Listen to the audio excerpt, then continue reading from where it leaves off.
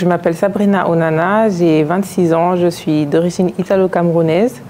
Je suis sociologue de formation, réalisatrice de documentaires, photographe et créatrice de la marque de vêtements Vetuda.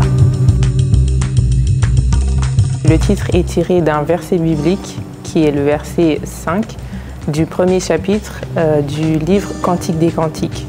Et ce verset avait été traduit par « Je suis noire, mais je suis belle » dans la version latine de la Bible qui s'appelle la Vulgate, qui avait été traduite par Jérôme de Stridon. Moi, j'ai voulu reprendre ce verset-là dans sa bonne version, dans sa bonne traduction, qui est « Je suis noire, je suis belle ». Il n'y a pas en fait de « mais ». Ça, c'est en fait une métraduction qui, à mon sens, est très problématique parce qu'elle s'inscrit dans la continuité d'erreurs exégétiques comme par exemple la malédiction, la prétendue malédiction de Cham, etc. En fait, tout un tas d'idées racistes qui consistent à opposer noirceur et beauté. Et donc, dans ce film-là, il y a 12 femmes afrodescendantes qui s'expriment à propos de leur rapport aux cheveux, aux standards de beauté, au regard masculin et aussi quand on parle de colorisme, donc l'impact que ça a, les préférences par exemple pour les peaux claires dans la conjugalité. Et c'est des questions en fait auxquelles moi-même j'ai été soit confrontée directement, soit indirectement en observant tout simplement la vie et le parcours de femmes dans ma famille ou de certaines de mes amies.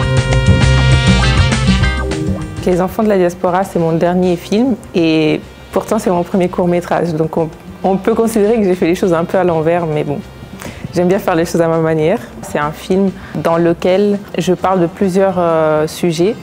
La question de la double appartenance, de la binationalité, du rapport à la mémoire que peuvent avoir les enfants de l'Afrique et de la quête identitaire finalement qui traverse leur propre développement. Il y a aussi des références historiques qui me semblaient importantes à aborder, comme le massacre de Thiaroye. Là, le 1er décembre 2024, le Sénégal a commémoré la 80e année de ce massacre et c'est un événement historique qui est très peu connu, qui est tu et qui du coup pèse d'autant plus, je pense, sur la mémoire collective que c'est un événement qu'on cherche à enterrer. Quand on parle de réconciliation de mémoire, il faut, pour se réconcilier avec cette mémoire-là, aborder la question des réparations.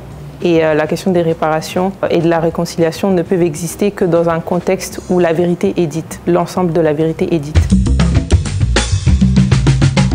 Nous, enfants soit de parents immigrés ou en tout cas de personnes qui grandissent ailleurs que sur le continent africain mais qui ont des origines africaines, on a tout un parcours psychologique, émotionnel et culturel qui représente cette quête justement identitaire qu'on vit. Du coup, à travers ma marque, j'essaye de mettre en avant aussi, voilà, par exemple, la question de la liberté et de l'indépendance africaine. Bon là, c'est le Ghana, mais il y a d'autres pulls sur le Sénégal, voilà, le Congo. Donc en tout cas, on retrouve toujours un petit peu des références culturelles à l'Afrique. Je veux aussi, à travers cette marque, qu'on puisse avoir des vêtements à porter qui correspondent aussi un petit peu à ce qu'on appelle aujourd'hui l'afropéanité. Donc le fait d'avoir des influences à la fois européennes mais aussi africaines, c'est quelque chose que j'assume aussi dans, comment dirais-je, dans l'esthétique de ma marque de vêtements et dans ma création.